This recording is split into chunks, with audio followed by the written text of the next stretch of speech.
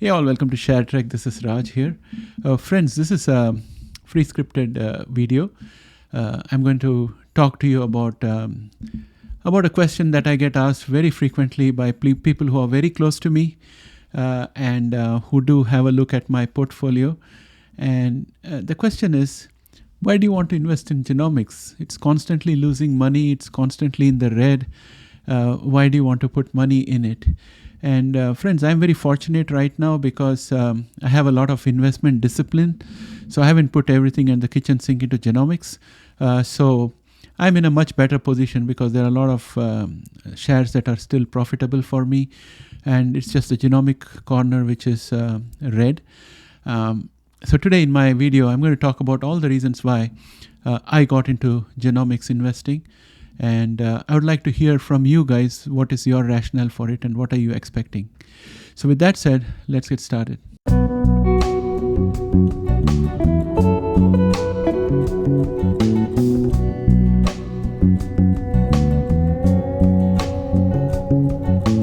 Welcome back, friends. So earlier also, I think when I was investing on a regular basis, I'm the person who invests for our family. I do the self-directed portfolio management, and I believe that I know a lot of stuff. I may or may not know it, but I do believe I know a lot of stuff. I've learned investing by myself over the decades, making a lot of mistakes. One of my biggest mistakes was investing in Yellow Pages because it was giving a steady dividend, and I kept on taking the dividend, and one day the capital was gone. So a lesson learned there. So a lot of painful lessons like that were learned over the years. And I have always believed in investing in blue chips.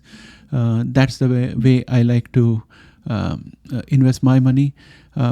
Back in India, I have a portfolio which I started almost 35 years ago. It has got really good blue chip companies like Larsen & Toubro, which is a major engineering company. It's been growing year after year. I have received so many bonus shares, so many dividends over the years that it has paid itself many times over.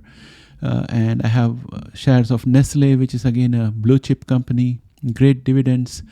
Indian Hotel Corporations, which is the owner of Taj Group of Hotels, excellent returns out there. So for example, those are the things that I wanted to give an idea of what I used to do even before I started investing in NASDAQ. And I generally buy really good stocks and forget about them. And in India, it used to work very well. But out here in North America, it's very different. And I had to learn all the stocks right from the bottom.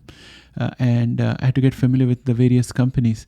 So naturally, you're always familiar with big companies like Sony, Panasonic, Toyota. These are all the names that are global.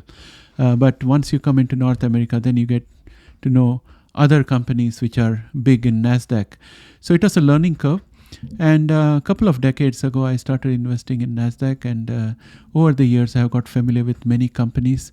And before I started ShareTrack, I was basically investing in FANG stocks, Palantir, NVIDIA, those kind of stocks, and a Marathon, which was a crypto play.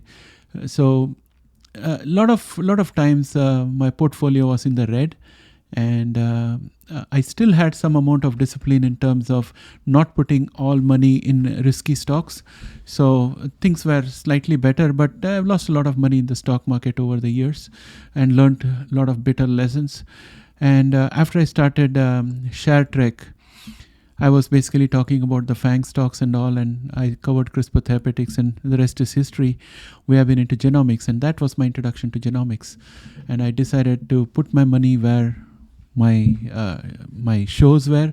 So I started learning about genomic stocks. I started investing in them so that I could talk firsthand about genomic stocks. And when I started investing in genomics, I started learning everything about what is genomic sequencing, what is CRISPR-Cas9, what is the history of CRISPR-Cas9, what are its applications, what are its merits, what are its demerits, what is prime editing, what is base editing. and what are the disease targets that are being worked on, what is the market size of those diseases. So I went through the whole process so that I could feel comfortable making videos on genomics. And today we have around 20 to 25 companies in our genomics watch list that we follow on a regular basis. And in my portfolio, I have, I think, 3 genomic stocks at this point of time. I have been buying and selling stuff. But right now I have CRISPR Therapeutics in my portfolio. I have Bluebird Bio in my portfolio. And I have Allogene in my portfolio. And Allogene is doing pretty bad in my portfolio. So those are the stocks that I still have. And I've been doing covered calls on them whenever I get an opportunity to dollar cost average to reduce the cost price of those shares. And I'm going to hold these for the long term. That's the plan. And whenever I get extra dollars, I'll put a small portion of it into genomics. At this point of time, that's the plan. I'm not increasing it anytime very soon. So the question becomes, why do you want to invest in genomics? There are so many other companies in which you can invest and make good money. Apple is there, Microsoft is there, Google is there. Everybody is putting money in those companies, and there's huge volumes of trades every day. So my answer is yes, I'm investing in all of those things. I have also invested in Berkshire Hathaway shares. I have invested in IBM, Google, Microsoft, all of those things. A good portfolio needs diversification, and I have diversified my portfolio. And a part of my portfolio is genomics, and genomics is for the future. So the way I look at genomics is that at present we have medical science, which helps to keep people healthy, which helps to save lives, and which helps to correct health problems. And I think basically it consists of small molecules, large molecules, and surgery, physiotherapy, occupational therapy, those kind of things, and of course psychological counseling and stuff like that. All of these form the body of what we have today as medicine. And I believe that going forward in future, this whole universe of medicine that we have right now is going to change. I'm not saying that small molecules and others will go away. They will still be around. I'm not saying that surgery will go away. Surgery will also be around. But the proportion of share of the revenue for these various elements are going to change, and also the type of surgeries being done will change, and the type of molecules that we are using is also going to change. The purpose is going to change. That's my opinion based on whatever I have read and understood over the years when I started investing in genomics. And here's how it's all going to change. Let us start by first looking at 2 developments that are going on in parallel. One was the discovery of CRISPR-Cas9 and how it works, and then actually converting that science into technology, converting that theory of how CRISPR-Cas9 works into actually deploying CRISPR-Cas9 to actually edit a gene. So that was the first advent of actually converting the science into technology. And in parallel, we had genomic sequencing going on. Genomic sequencing was a very, very slow process. The first human genome was sequenced over a long period of time by multiple teams, and it was all stitched together, and we have the whole genome. It was a very expensive exercise. The evolution of genomic sequencing is such that now we have got $100 genomic sequencing. On top of that, we have also got software which can take a genome and do pattern scanning, and we have got machine learning and artificial intelligence. All of these are able to do a lot of work on the human genome and animal genome and crop genome and all kinds of genomes. We can do pattern matching. We can find repeat patterns.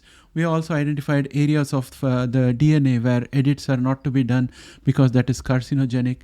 So there's a whole lot of technology that has developed, the hardware and software that has developed in parallel to give us a very good view of the genes.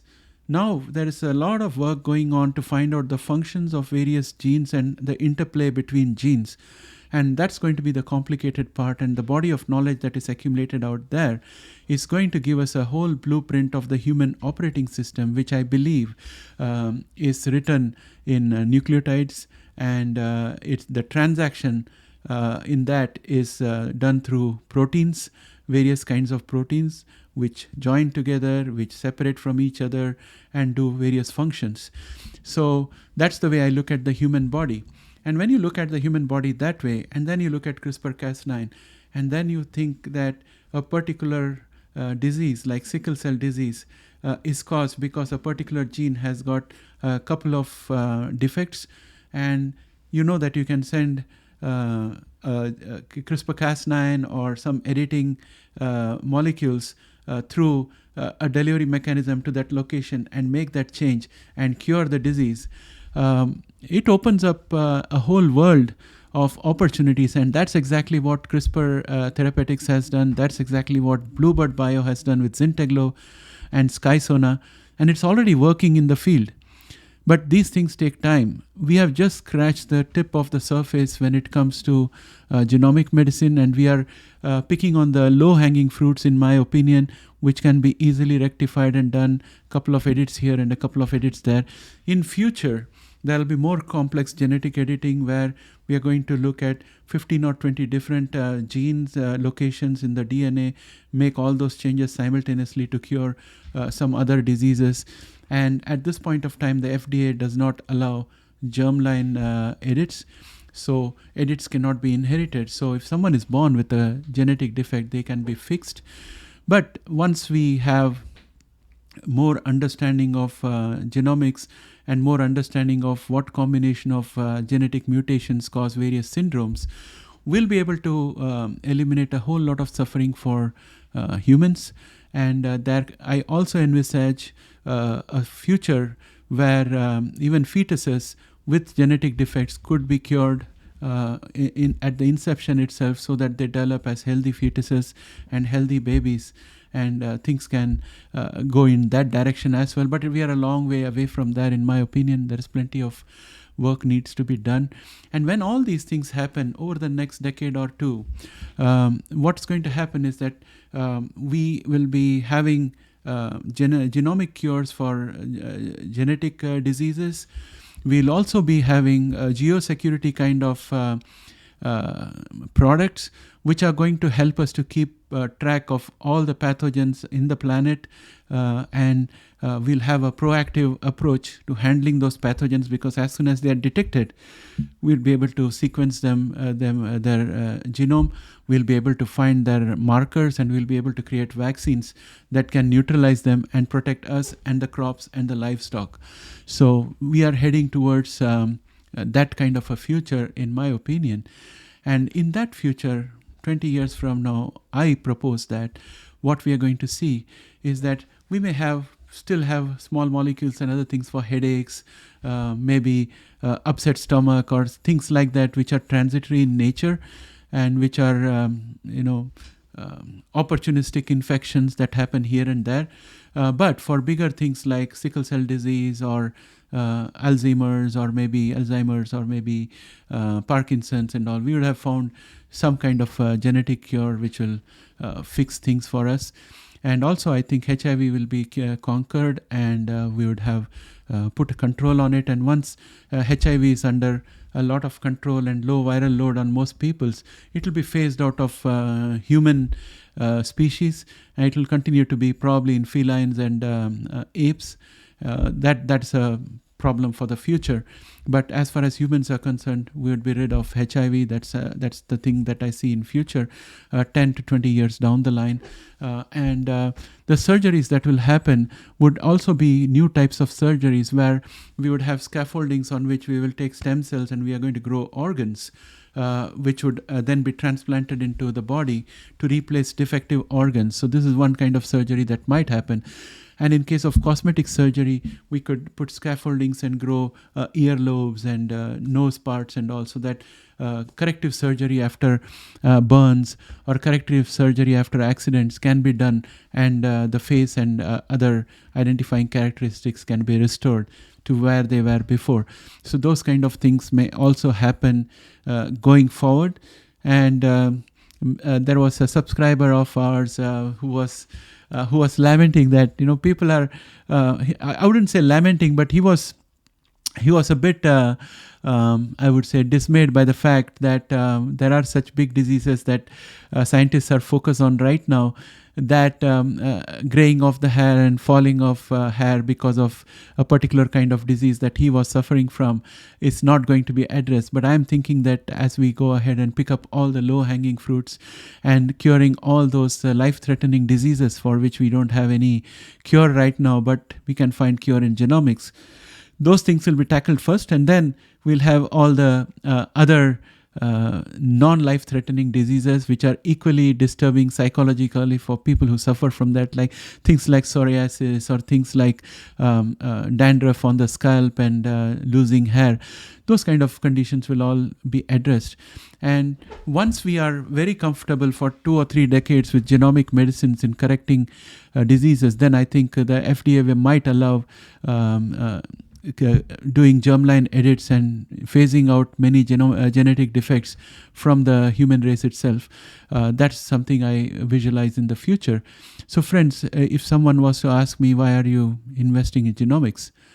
This is my reason. I want to be part of the people who enabled history to happen.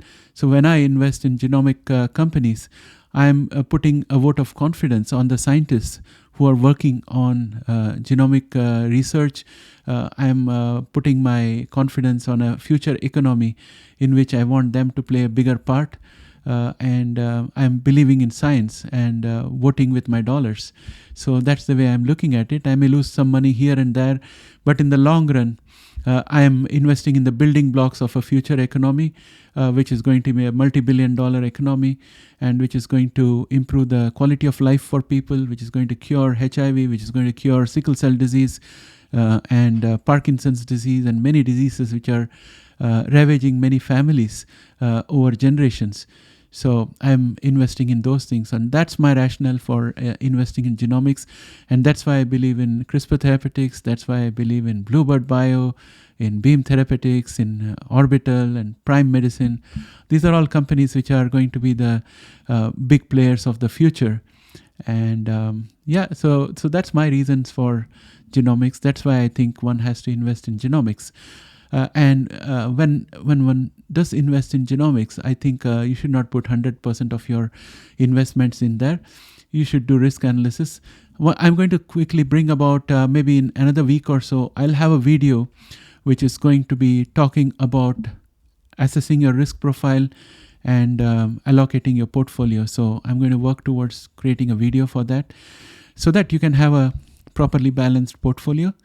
And genomics can find a place in your portfolio without giving you sleepless nights, and also helping you to have your fingerprint in the future. With that said, I'd like to bring this video to an end. Please let me know what you think of genomics. What is your reason for investing? Please put it in the comment. I would like to know. Thanks and have a great day. Bye for now.